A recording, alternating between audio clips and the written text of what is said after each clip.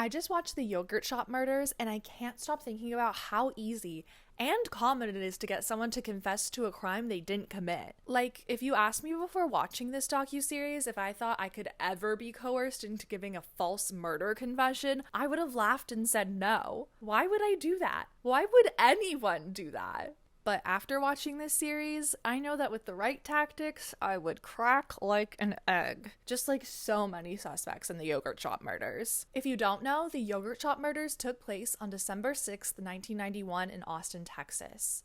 4 teenage girls were stripped down, tied up with their own underwear, and shot in the back of the head in a yogurt shop, which was set on fire. And the case still hasn't been solved to this day, despite police having 6 written confessions and about 40 or so verbal confessions. This abnormal number of confessions and a lot of general chaos in this investigation had a lot to do with the interview tactics of homicide supervisor Hector Polanco. Polanco had a reputation for getting a confession out of a suspect, and his former colleagues say he didn't necessarily seem to care if it was true or not. He would keep suspects in interrogation rooms for hours, and he would yell at them, threaten them, tell them what to say, and lie to them about evidence. Honestly, nothing was off the table to get that confession. One suspect who falsely confessed, Sean Smith, was told that they had a video of him at the gas station across the street on the night of the murders. That was a lie, but Sean didn't know. He was convinced that he must have done it and suppressed the memory, but his eventual confession didn't align with what was found at the crime scene, so he was freed.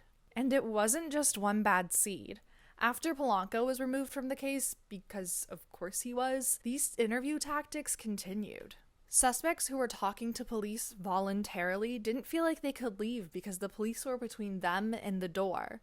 They continued to be held for hours, pressured. One confessor said police put a bag over his head, a rag in his mouth, handcuffed his hands, punched him, and threatened to hurt his family if he didn't sign the confession. And after all of that, it turns out his confession also didn't align with the crime scene. So a false confession isn't always a knowing lie. Sometimes the brain can be convinced it's true as a means of survival, the only possible way out of a stressful situation. And this is just the tip of the iceberg. You should watch the docuseries on HBO MAX. But be warned, I read that some of the details of the murder were so brutal that A24 paid for some of the film team's therapy.